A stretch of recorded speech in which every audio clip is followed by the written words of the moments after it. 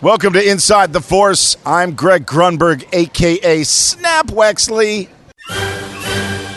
It is a period of Star Wars mania, as new movies, comic books, novels, and TV shows populate the system. Fueled by their love and passion for the galaxy far, far away, two exceptional geeks tap into hundreds of holocrons in order to bring you the knowledge and insight of all things Star Wars. Come and join them as they go inside the Force. Hey everybody, welcome back Inside the Force.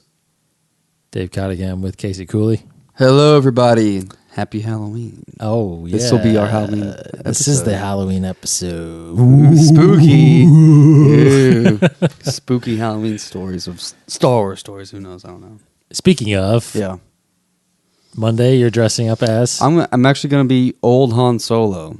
Old Han Solo? Yes. Because you were young Han Solo last year. Because Russ is going to be Kylo. Yes. Ren. So as soon as he said That's that. pretty awesome. Yeah. He said outfit so far. He told me he was going to be Kylo Ren. It's like, okay, well, I'll be old Han Solo. And we're going to try to stage a little. That's right. We're going to try to go do a thing where like he'll walk down the hallway in front of our office and I'll start walking behind him and I'll just go, Ben!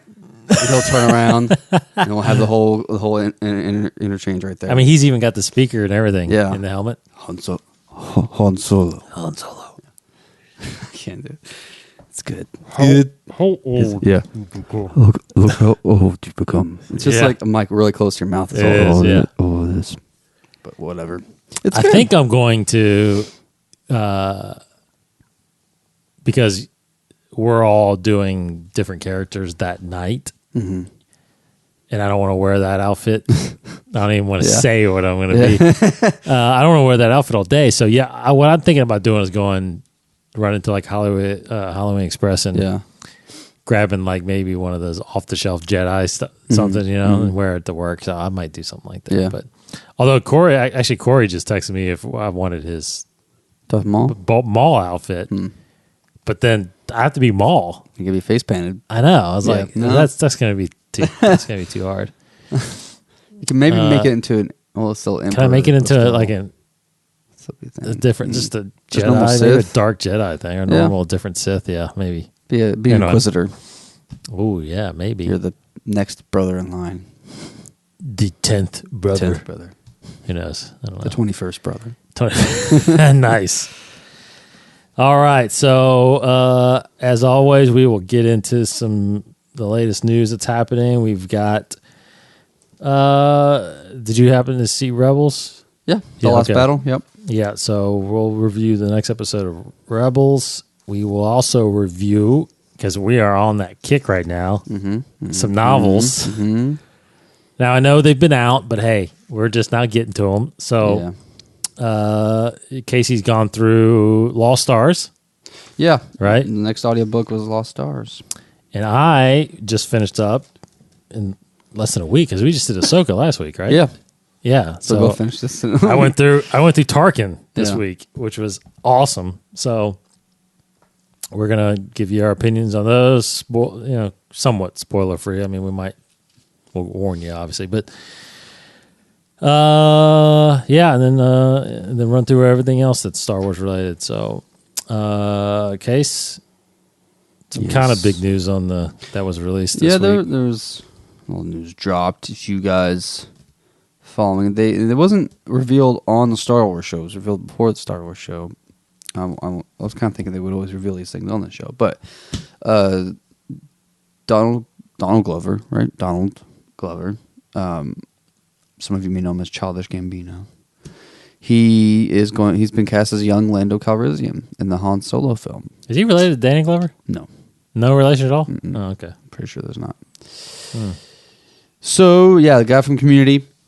He's also a musician, but he will be young Han Solo. He's currently starring in the FX show Atlanta, which is pretty good. Yeah, which he's getting huge accolades for, because I think he's one of the show creators. He's creating, writing it, directing it, starring in it. Yeah, that's a big get right there. Yeah. So he's gonna. I mean, it doesn't say how much he will be in it. I don't think he'll be in it very much. Me neither.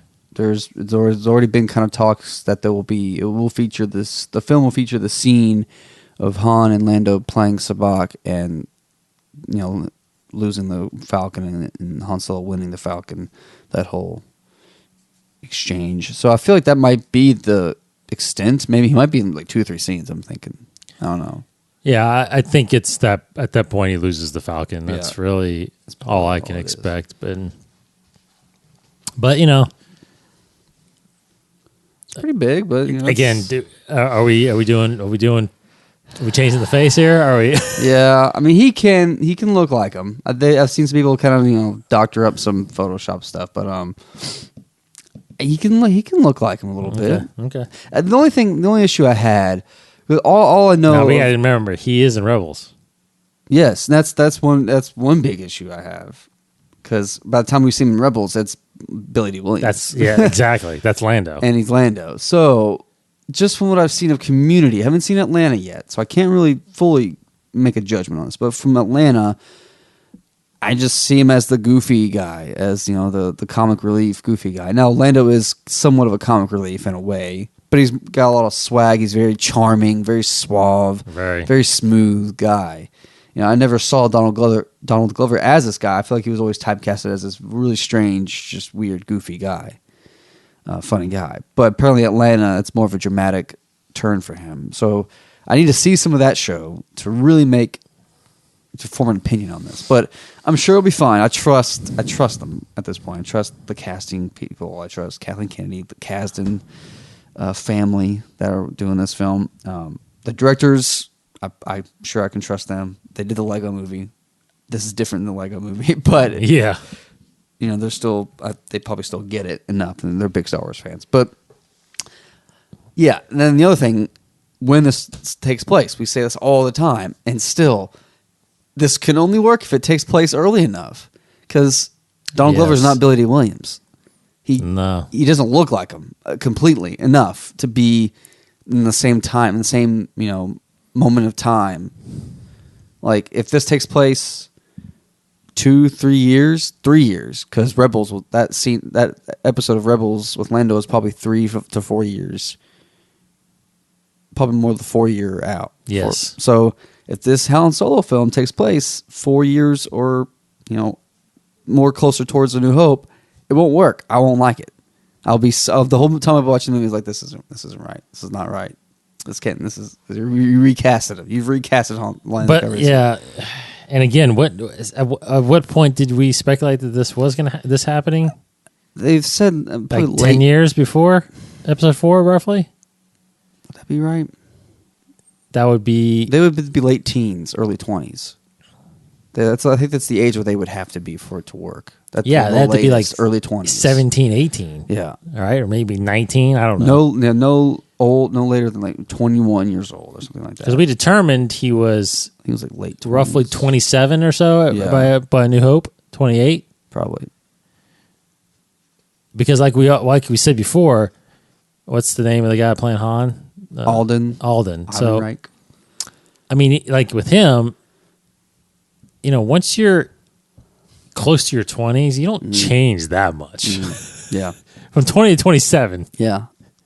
You don't look like a different person. Yeah. Yeah. So, and even some 15-year-olds to 20s don't. I mean, you can tell. I haven't changed too much. The shape of my face has changed. Totally. But but my features. But if I looked at you at 15, I could say, that's Casey. Yeah, exactly. Whereas, I don't know. That's a little tough. So again, it's very tough. Do they do some kind of face manipulation to make him look like Billy Williams? And because look, as of right now, I'm all for that. Yeah, I'm actually all for that. Would you rather have prosthetics or digital recreation? Whatever makes him look like the character. Whatever looks more believable. Correct. Yeah. Well, yeah. Because I think prosthetics will make it look more believable. Yeah. But digital might actually make it look more accurate. Yeah. If you know what I mean. If it can be like that consistent, just because I don't want to take me out. I don't want to notice the digital. I mean, I know it'll be digital because obviously, if I see Billy D. Williams' face, that's not Billy D. Williams. But I don't want it to look digital. Don't you think I think it could make it seem as if it looks like a prosthetic. Yeah, maybe. I think it could be that good that you couldn't really It's tell. gotta be. I feel like they've got to be doing tests. But they got to have do. have that I conversation. think you're right, though. I think if anything, they need to do prosthetics to make it look similar. Because then I can see maybe, okay, Like, 10 no, years later, he's aged a little bit. nose structure, ears, Yes. the brow, the chin, the cheeks. If It's there's all that nothing, stuff. if there's nothing, They just give him a mustache. but They the just make him- hairstyles and the, Yeah. I'm like, I might be upset by that. Yeah, I might be like, you should have probably just did a Boba Fett movie. yeah. Which hopefully you're still going to do anyway. But It's still just a anyway, big old waiting game. Like this is hopefully by Celebration we'll know for sure. But I do not think we'll see anything until Celebration because very much like Rogue One, we didn't get anything from Rogue One until well after Episode 7 was out, right? Yeah. So although there are rumors, right? There's rumors out there that we're going to get. Well, that's the next movie, but Episode 8 stuff, possibly a teaser at Rogue One. Yeah. If not Rogue One, definitely by Celebration. Oh yeah. So, yeah, It makes me nervous. yeah.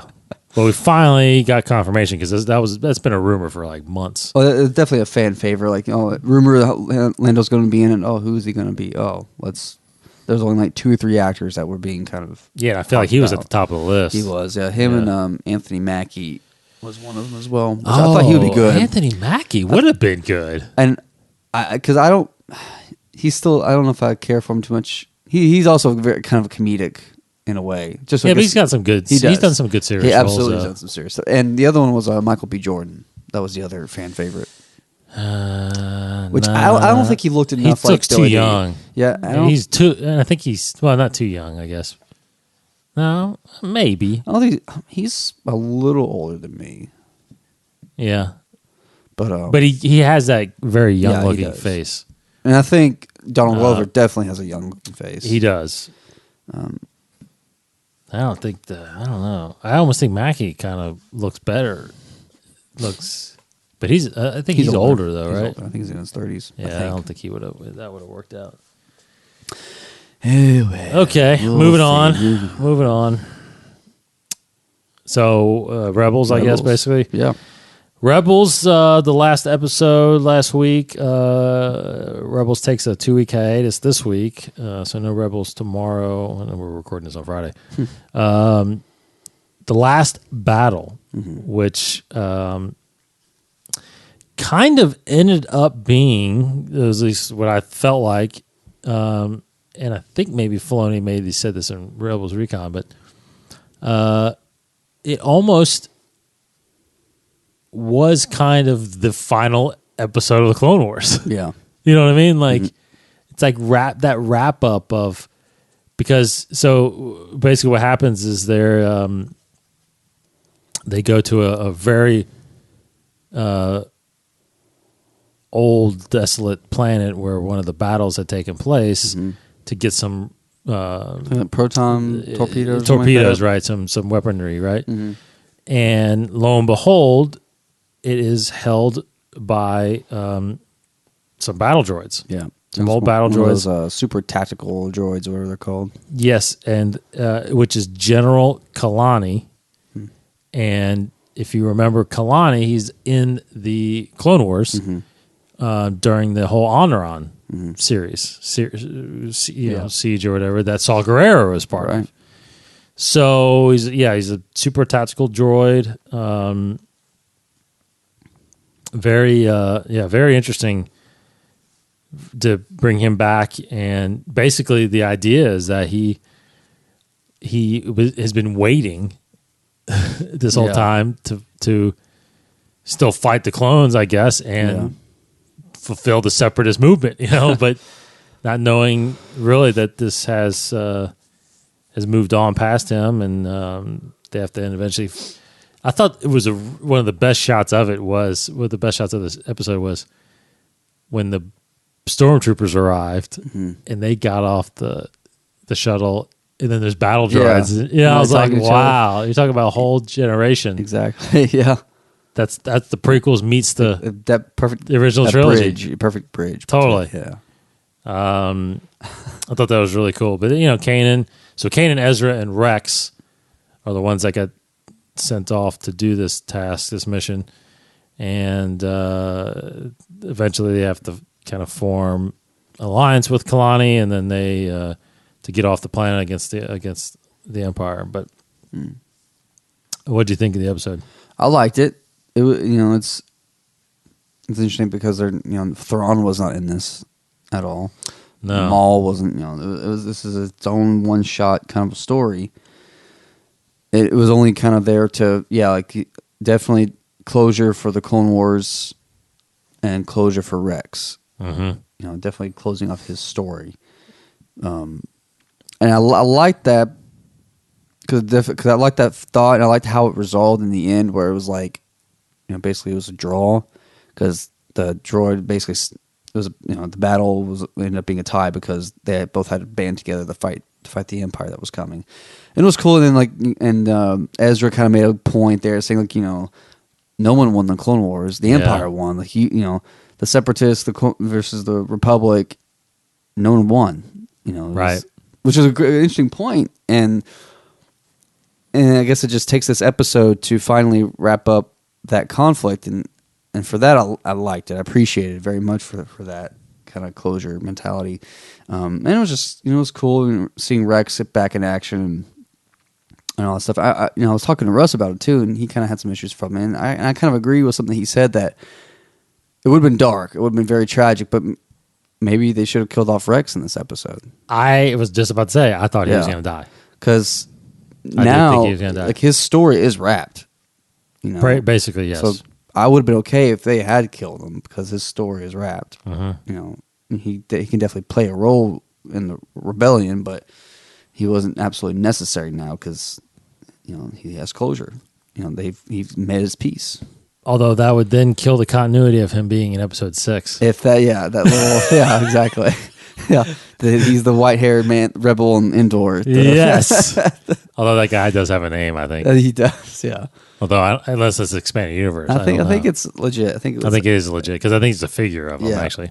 That's funny, man. But no, it makes you wonder though what does happen to him. If he eventually does die, or does he actually end up joining the rebellion and stop wearing his clone outfit and actually just wears Republic or Rebellion, like a rogue squadron outfits. kind of thing, or soldier, whatever soldier, field ground soldiers that they wear, just the stuff that you like in Battlefront or something like that you play, which I would be okay with, but I did feel like when this started and the episode started unfolding, it did seem like an end to, like I said, it did seem like the end of the Clone Wars, the way the Filoni wrapped, not the end of the Clone Wars, but the series, like the TV series. Like, how do you wrap that up with Rex and Ahsoka? Kind of her story's kind of in flux right now, whether or not where she is or alive or dead, who knows. But Rex, that was interesting. That was a really good episode for him, and but again, like you said, it seems like, he can still be alive. I think his storyline is gonna take a major backseat because I think, again, like we saw with all the advertising and the posters and everything, there's really just a couple characters are focusing on. It seems like, which is Ezra, Sabine. This next episode, Sabine takes a big step forward with all the Mandalorian stuff. Another character from the Clone Wars comes back. Oh no, I'm sorry, but Clone Wars, but it's not the series. They're in the Son of Dathomir comic. The man, I can't remember his name. Bo-Katan? Yes. Yeah, there you go. So there, it's a girl, right? Yes. But she, and I don't think she was. I think she was in Clone No, not Bo-Katan. No, I know who you're talking about. Because you saw her face, right? I can't remember. I have to look it up. This is, and they pointed out that this character is in the comic, and they're debuting on television. So you might want to look it up. So again, yeah, very good episode with Kanan and all them. What's next episode called? I knew you were going to ask me that, but I don't. I'm pulling it up too. Just remember. Just to check. Not sure what. I'll have it here in a few seconds. Imperial Super Commandos. Yeah, Imperial Super Commandos. That's it. Imperial Super Commandos. As Casey looks for that, but yeah, it's a character that's in the comics, the Dathomir, Son of Dathomir, Darth Maul comic. So other than that, there's really not as much news anymore. Yeah, it's getting that kind of got thin. Some rumors with tickets for Rogue One. Yeah, pre-sale tickets. Thought it was going to be released in the Star Wars show this past week, but they didn't. They only talked about the IMAX posters and stands. And little tidbit out there. That we again are reserving a theater for episode for Rogue One on December 16th, and we reserved it and thinking that maybe they would know, like, hey, do you know by chance when they're going to pre-sell these things? And actually they said they don't even know yet. Yeah. So unless they're lying, but they will contact us when they do, and we have 72 hours to pay it, but to reserve the theater. But it is reserved, and as of right now, the theaters don't even know when they're going into pre-sale. This is later now, then, right? Yeah, it is. Then episode 7. Episode 7 by this point was already pre-selling. Yeah, exactly. So, yeah, and just to backtrack, the character is Gar Saxon. Yeah, he's got a red helmet. Mm-hmm. Yeah, okay. Voiced by Ray Stevenson. So he's in the Clone Wars Son of Dathomir comic about Darth Maul. Yeah, anyways. But yeah. So the trailer for Rogue One, the tickets for Rogue One. There are some rumors coming around. Someone tweeted it out, or not tweeted necessarily, but like put like a press release out about like the premiere of Rogue One, and like VIP tickets and whatnot for that, and they kind of mentioned that general admission tickets or general the premiere for the rest of the country will come out November 7th. Ooh. I believe so. That's a Monday, and November 7th. But then there'll be people that which is on a. It's a Monday, I'm pretty sure, right? Yeah, no, that's the 5th. Is it? Yeah, you're right. You're right. It's a Monday. Yeah, a week from Monday. Right. And there's been people to kind of conflict with that, saying like, no, it's not it's actually the 4th, or no, it's actually the 15th. But it kind of goes back and forth. I feel like more sources are pointing to the 7th. I wouldn't be surprised if it was on the 15th, because everything else, when Catalyst comes out, that's when the Force Awakens 3D Blu-ray comes out. I wouldn't be surprised if the tickets were starting sold out there. It's late. It's a month out as well. It's a month, almost exactly 30 days from Rogue One's release. But the 7th also makes sense because that would be a Monday Night Football game. Yes, it would. And they could release like a brand new TV spot. Mm-hmm. And then all of a sudden it's ticket. I would lean more towards that happening because it seems like that'd be an ABC, ESPN, and all that stuff. So I got to save some money. A lot of stuff to get. Yeah. Yeah. Because we'll have to buy the Thursday night tickets, which we are completely free of our obligation for a Christmas party that night because one of our owners is not here that week. So we can get the earliest show. The earliest as possible. So we will see it Thursday night and Friday, of course, and I'm pretty sure I'll go see it again that weekend. Yeah, probably. Okay. God, I've been wanting to get caught up in comics, but I haven't been able to because I've been listening to audiobooks and all that stuff. So let's do some reviews on these things. Okay. I think that's pretty much on the news as of right now. Pretty much it. I will just do a quick, I'll just go ahead and mention before I forget, but we put out another Twitter poll out this week, and This one was who's the next classic Star Wars character you'd like to see appear on Star Wars Rebels? So again, someone that hasn't been seen on there because one of them is the Emperor. We've heard him, but we haven't seen him. So the Emperor was an option: Boba Fett, Han Solo, or Luke Skywalker. And you correctly guessed, and I think you're us. Boba Fett in a landslide. Yeah. Was the ultimate, which would be pretty awesome. That at some would be. point. I think it's Because definitely by possible. this point, he's got to have his armor. He's got to. You know, Yeah, I think because he'd be 15 years Perfect. older. So he'd be about 25 or so, right? Mhm. He was 10 or so. Yeah. Well, that was episode 2. He was 10. Yeah, he's 13 and 19, 31, 32. Close to 30, yeah. Yeah. So he's Good age. It's good. So he'd be a full fledged bounty hunter. I mean, should be prime. He'd be prime hunting Boba some Fett. bounties, Yes, exactly. right? collecting some bounties. All right, so here we go. Let's do some reviews here of some novels real quick. Our own kind of personal reviews. Again, we might do a little bit of spoilers here just because these books have been out for a while. But I'll let you go first. What did you think of Lost Stars? It was good. I don't know if... Now, this is a young adult. This is a young novel. adult, and it very much felt like a young adult kind of Twilight-esque romance novel. It's a love story, and it is good. It just wasn't a typical Star Wars story, in this, because it was like the love story was profound throughout the whole book. But the basic plot of Lost Stars, it's written by Claudia Gray, who did Bloodline, and she's good. She's great. Yeah. Bloodline is pretty cool. I'm still getting through that.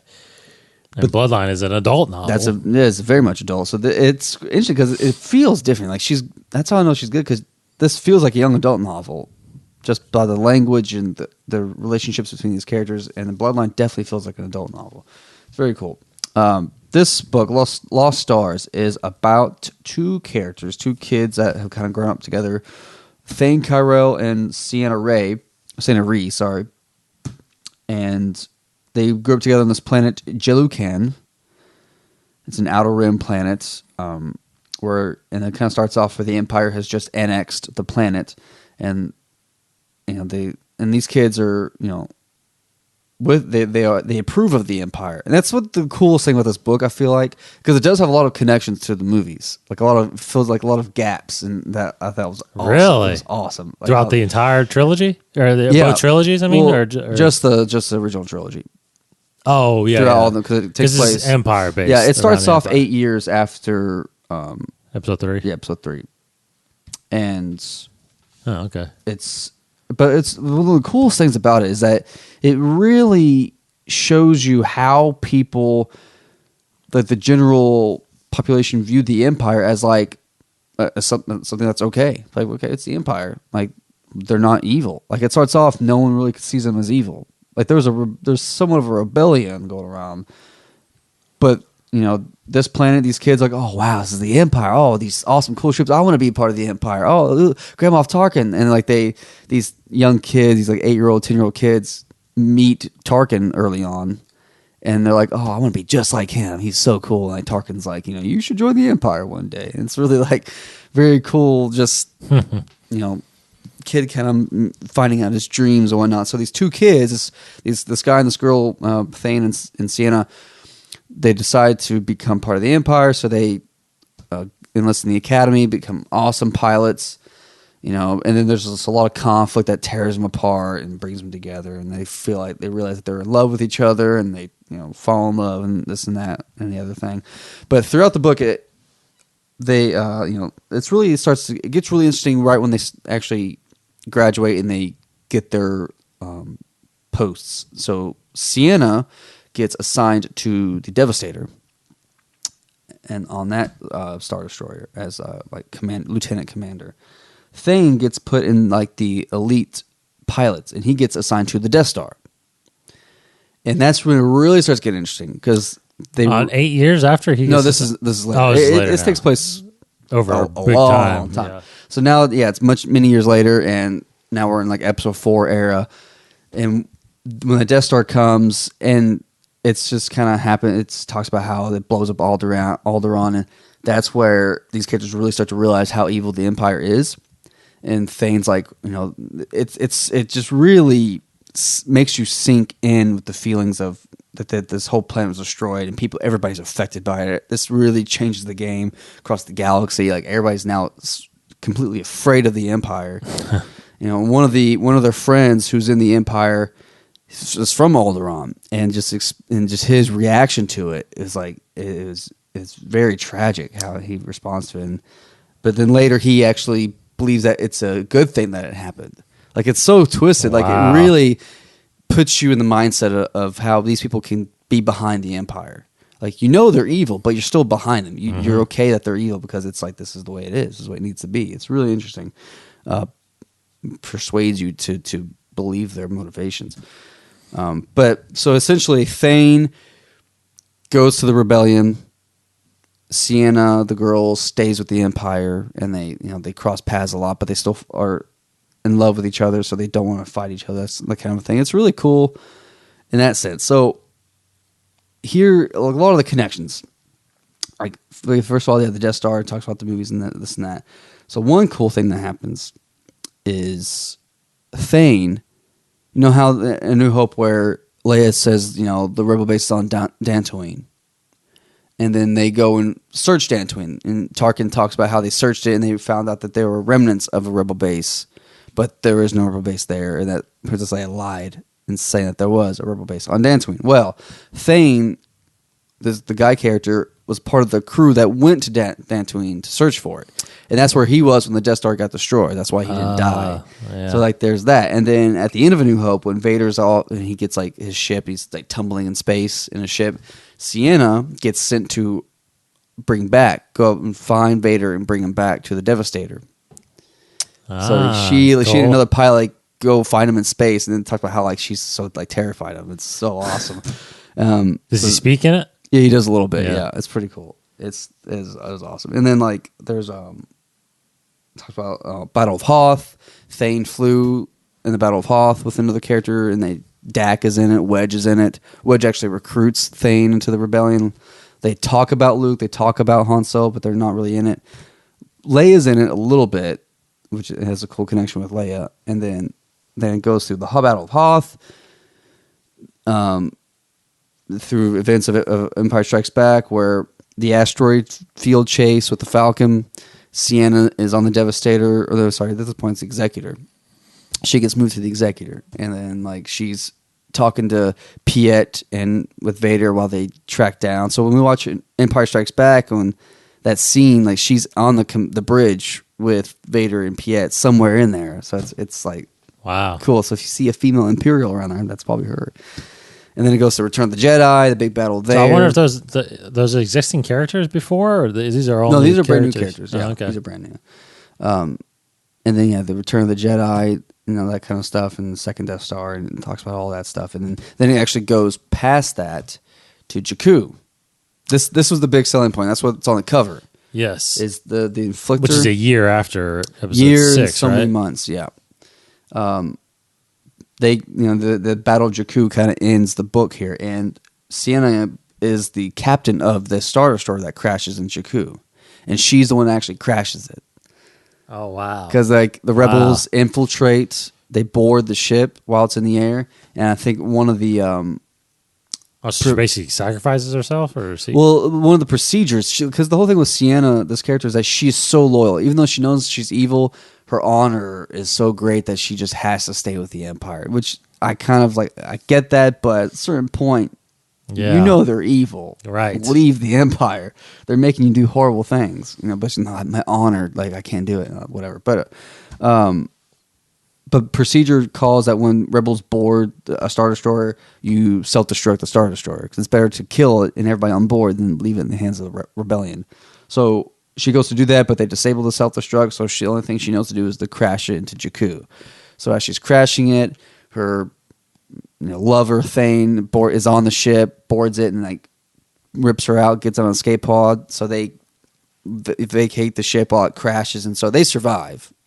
She gets arrested by the rebellion, and and there's hopes that she might get released if she cooperates and and switches and then that kind of thing. And then it ends with the Empire kind of starting to rebuild itself on the Outer Rim, in secret, leading eventually to First Order, that kind of stuff. So really cool. The biggest connection is the starter story in Jakku at the end, and it goes through the battle. Because that's in Battlefront. Yeah, that's the Star Destroyer. That's down. so, obviously, it has to be. So it's pretty. That's pretty cool. It's yeah. The narration of it. So because I listened to the audiobook was okay. The guy who narrated it was it was weird because he was trying to do the girl voice, and it didn't flow right for me. I didn't really, it just took me out of it, but it was still cool. It was a good story. It was very cool, connected, how it was connected to the other movies. But I recommend it, especially for our young adults out there. Yes. Our tweens that read these books. If you're into Twilight, Hunger Games, you probably will like this book. So I switched over to and listened to the audiobook for Tarkin because mainly I wanted to know more about what they are establishing as canon for the Death Star. As we get in close to Rogue One and Catalyst, I'm gonna do Catalyst before Rogue One comes out. Very interesting things from this book. So this, unlike that book, this takes place 5 years after Episode 3, and roughly only takes place probably.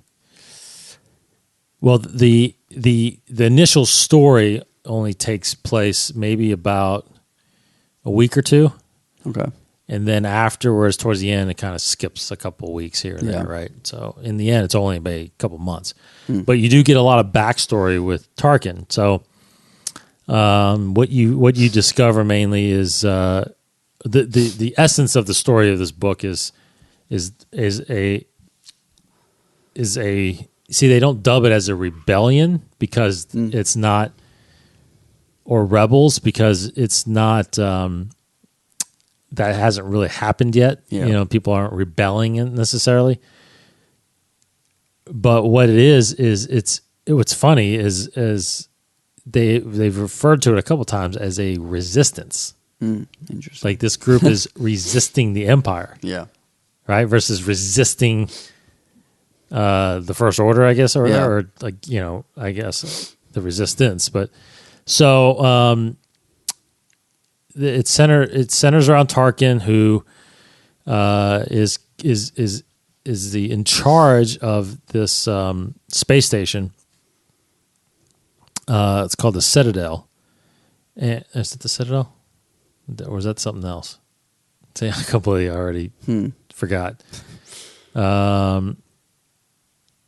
And the place that he's guarding or in charge of is one of the transport, like the system that he's in, is one of the transport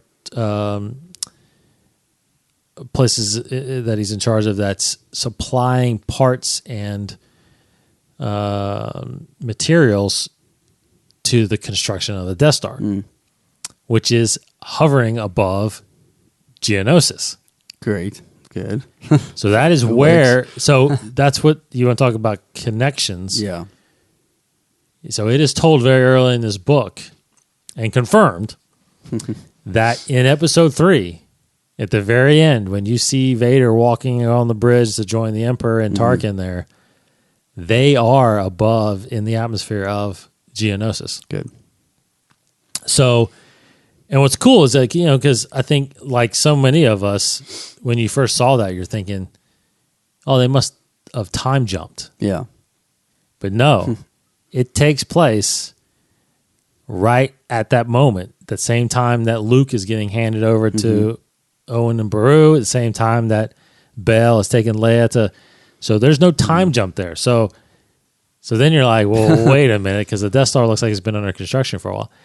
What's really neat is this book, that scene is told through Tarkin's recollection of that same thought, that he was brought there under complete secrecy and shown this, and he even makes the comment that it looks like somehow the plans, the Death Star plans, fell into the hands of the Republic, and they've been building this thing even during the Clone Wars. Yeah. So not yet putting together exactly, but he does. What's really neat about it too is he does have so many theories and opinions on the whole war and the Separatists and who Vader is. Like he actually is trying to figure out who Vader is, and he even mentions, he goes, I believe it's Anakin Skywalker, but I'm not sure. Like he's like, will I see, if I took his mask off, would I see Anakin, the guy I fought with in the Clone Wars? You know, and then he even mentions that he knows that Vader is a Sith, so he even assumes that Palpatine is probably a Sith. Yeah. I mean, it's, he's a very intelligent. This really portrays him as a completely pure genius intellect, and so no, there's a little couple things, but the whole story is him trying to find these. So eventually, what happens is his ship, why am I forgetting like the names? The Cassian Spike, I think, is what it's called. I mean, look, the chapter, the Carrion Spike. So the Carrion Spike is his ship, and I think the way to describe it, they called it a Corvette. So I think it's one like the Tantive 4. I think it's that size of ship. Yeah. Because I remember, the Corvette that's on the car game. I think it looks like the Corellian Tantive vehicle, but I think he's got one something like that. But it's like super souped up, and it's like very just everybody knows it's one of the most powerful ships in the fleet, right? So, but anyway, it gets hijacked, and the same group that's kind of doing all this damage all over the different parts. I won't really get into the crew too much, although, because that's a little spoiler, so I won't do that. But, but anyway, it's really neat because Vader gets involved. The Emperor basically tasks both of them to solving what's happening, and so what in the end, what you find out though is that this group is trying to stop, because they know something. They don't know what it is, but they know something is getting built, and that's what they're trying to stop from happening. That's why they're destroying these different manufacturing places, which again kind of explains why it took so long. Yeah, for the Death Star, 19 years for this thing to get completed, right? Versus it looks like a couple years for the next one, which is even bigger. That's talked about in Lost Stars, like how quickly they built the second one. Now, but does it ever mention when they start? Did they start it? They didn't start it until after the first one got destroyed? They almost like, because it's from the point of view of the girl, Sienna, but it's almost like she also questions, like, they must have started building this right after Battle of Yavin. Yeah, they had to have. Yeah. Because that's only 4 years at that point. I mean, it's possible you could have gotten that because you knew the mistakes of the first one, right? Yeah. And that one they probably kept even more secret versus this one. But overall, what happens is that this story is why Tarkin is who he becomes. Because he's a Moff at the beginning of this. He's one of 20 Moffs, so he's not quite standing out yet, in front of the Emperor's eyes. What happens in this book kind of propels him into that, which propels him to obviously become the first Grand Moff.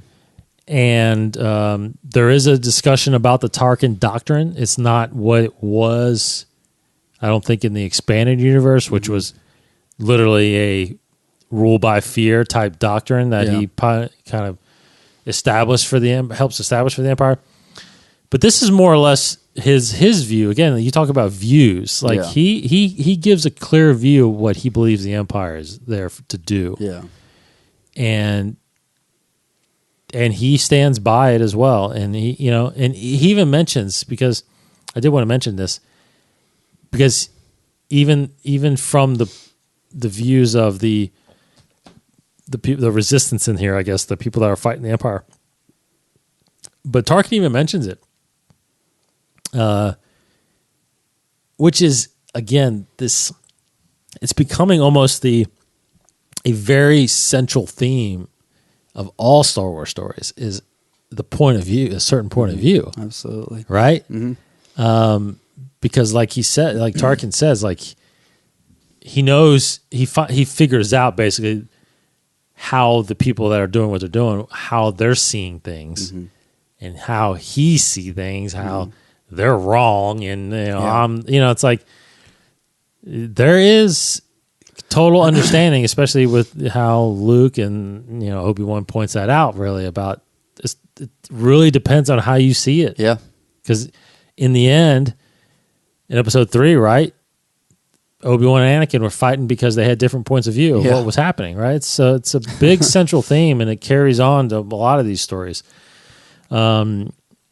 Now, I did look at it. Now, the narrator of this was really good. His name was Ewan Morton, looks like, or is that Ewan Morton? That's Ewan, like Ewan, Ewan, I guess. Ewan. That's a Ewan.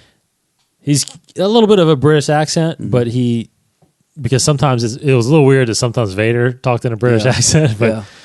But they did Vader really well. He did Tarkin really well. He did the voices of all the characters really well, and I was very impressed. Did the Emperor really well.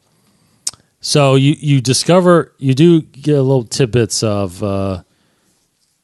things that kind of you get confirmed that the Jedi Temple of Coruscant has been converted into the Emperor's Palace. Yeah, and they talk about the Lost Stars as well. Yeah. It's pretty cool. That the central spire is his office at the top. But then, now what else is also confirmed in this is that temple is built on top of a Sith temple. What?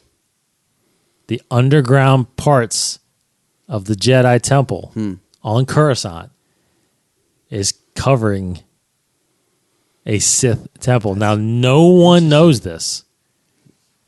Not even the point that's Insidious is the one talking about this.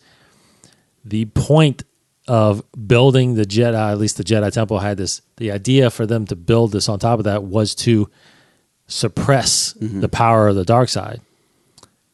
But he points out that it actually had the complete opposite effect. That's, you talk about Episode 3, right? Yeah.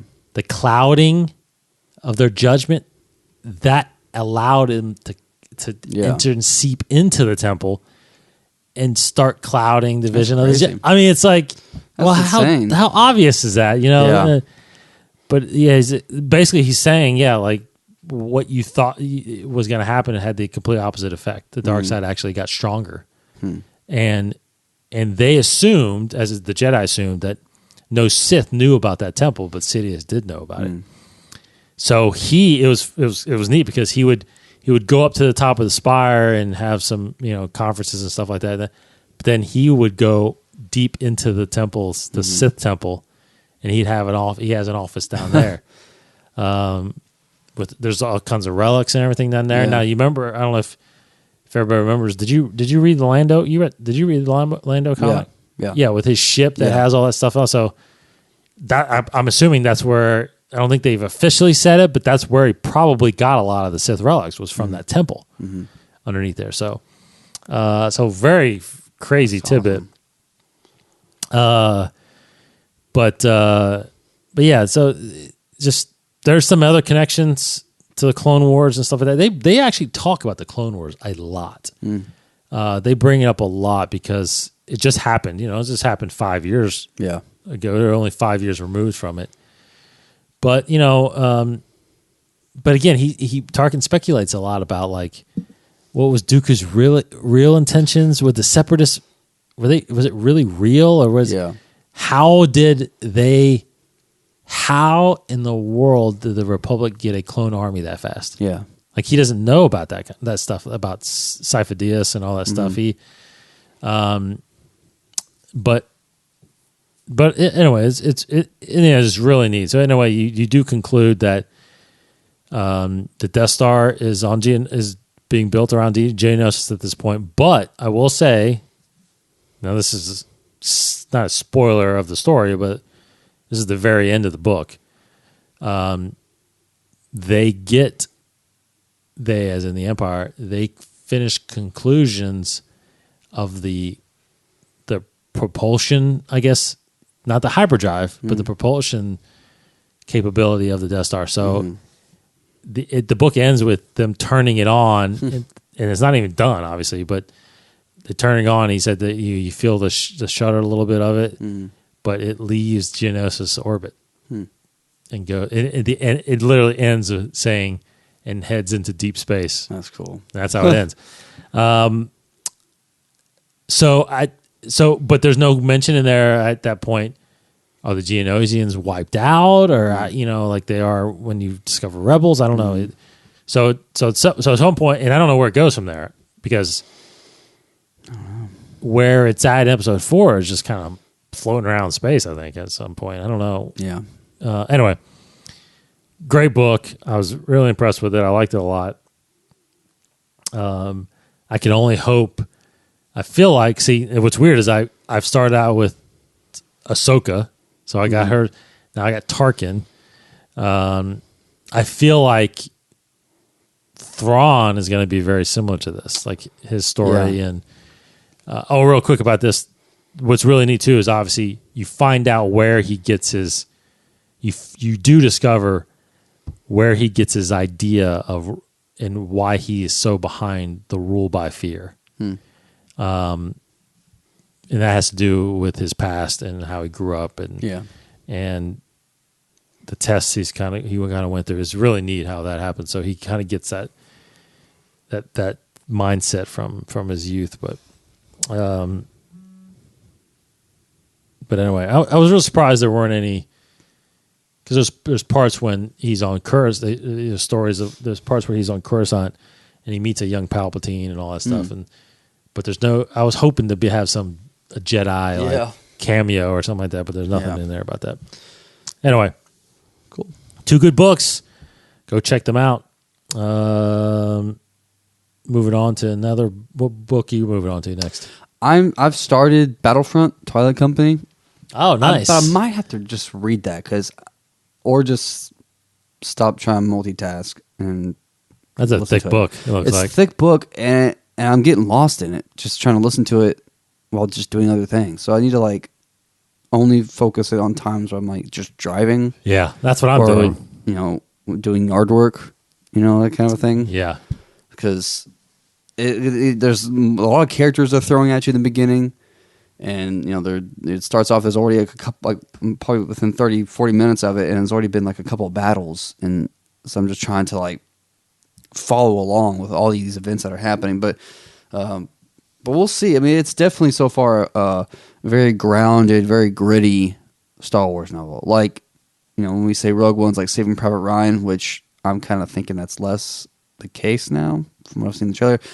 Twilight Company is definitely like a Saving Private Ryan style. Like the narrator's, he has a very gritty voice, and the way they describe the stormtroopers' pale armor and dark beady eyes in the helmet, and it's like the rain hits the shiny gun. It's really puts you in the environment of this battle. So it's pretty cool. But I need to really focus and listen to it.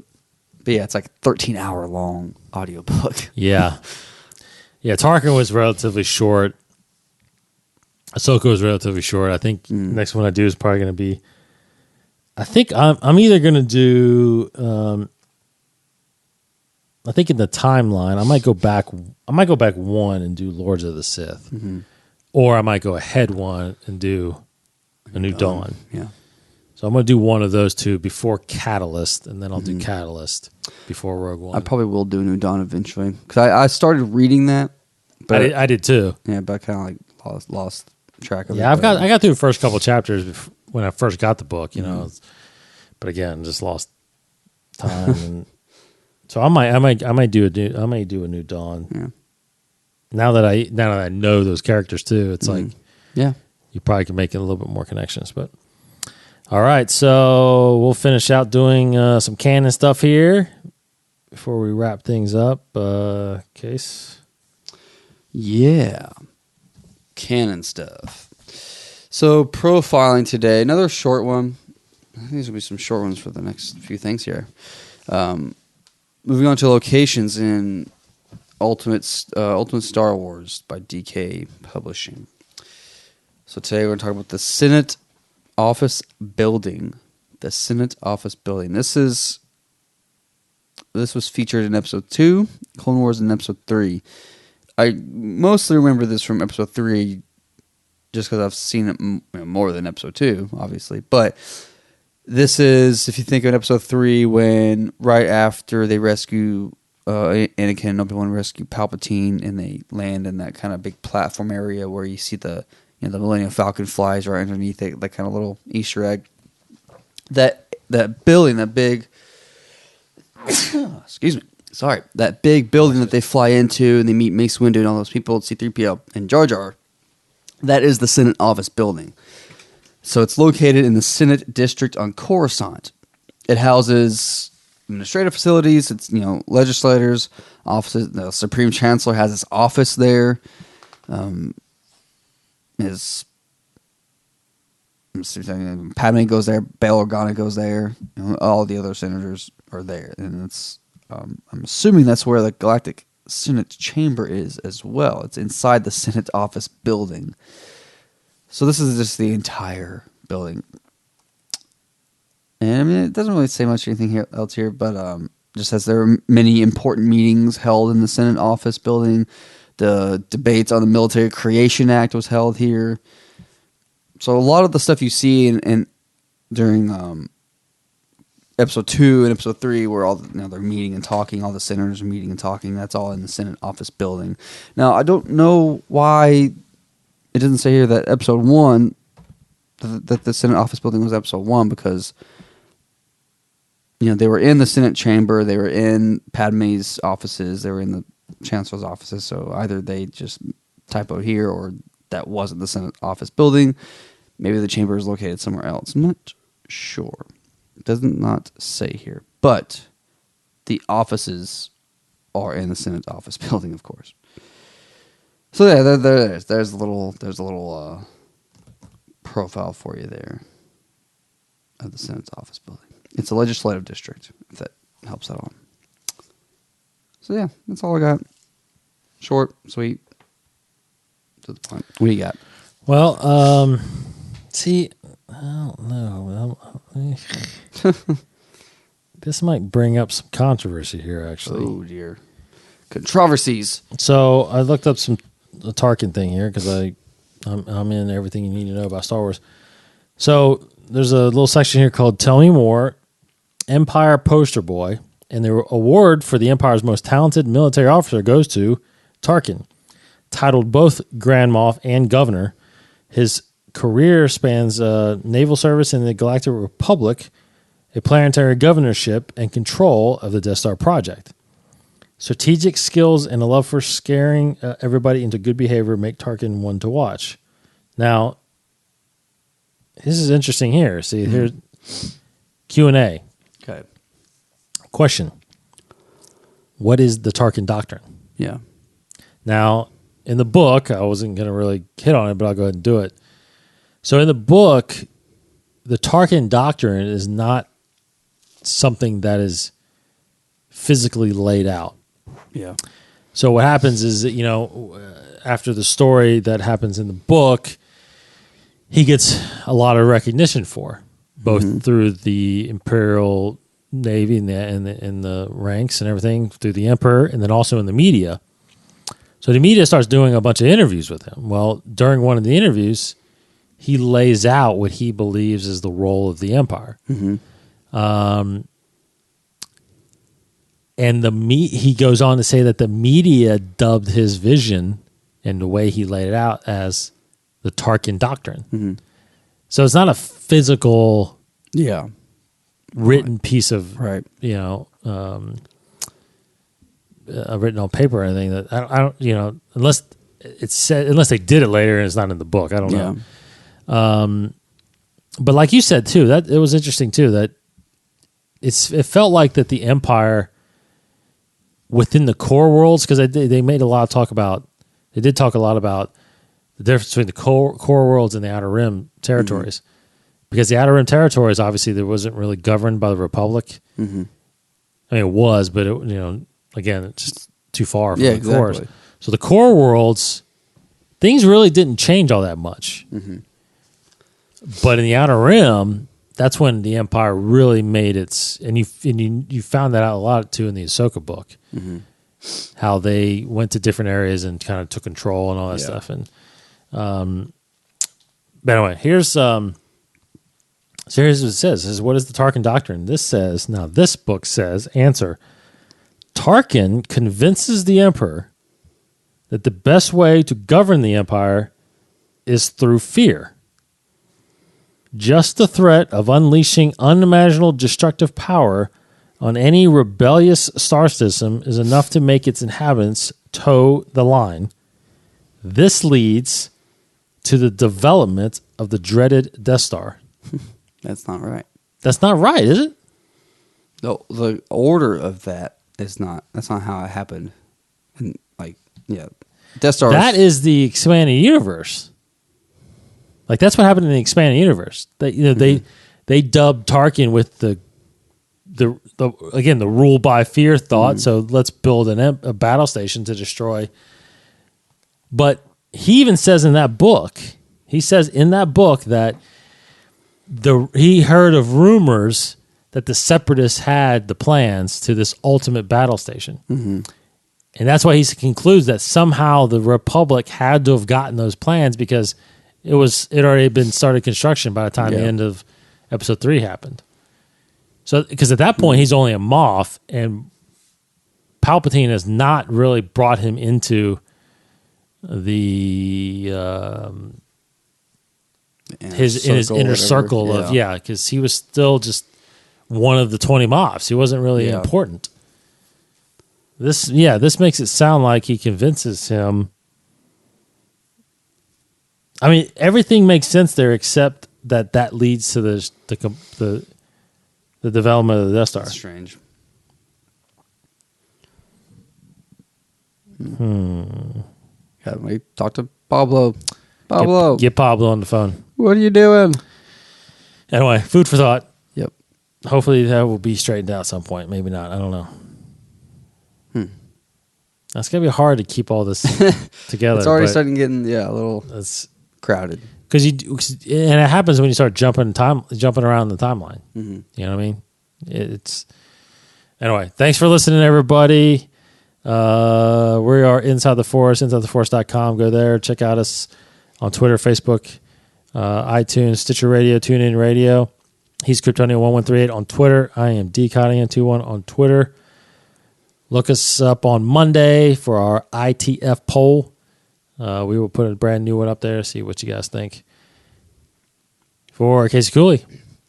Charming to the last. You don't know how hard I found it, signing the order to terminate your life. Where are you finding all these quotes at? I go on IMDb, man. Oh, okay. Like I mean, I have an idea of what I want to do, but I can't always remember every word. I'm sorry, guys. No, that's good. That's good. I get the gist of it, but I just need these. I need this to help me out. Awesome. Yep. So, all right. Yeah. Have a good Halloween, everybody. Yep. Be safe out there. We'll be back here next week to give you all the brand new, up-to-date Star Wars news and reviews. Thanks, Casey. Goodbye, everybody. I'm Dave, and may the Force be with you. This has been a production of the 21 Network. For more great podcasts, visit 21network.com. To view additional content, subscribe to our YouTube channel at youtube.com/21network. Follow us on Twitter at 21network for the latest news and updates. The 21 Network, for the fan and all of us.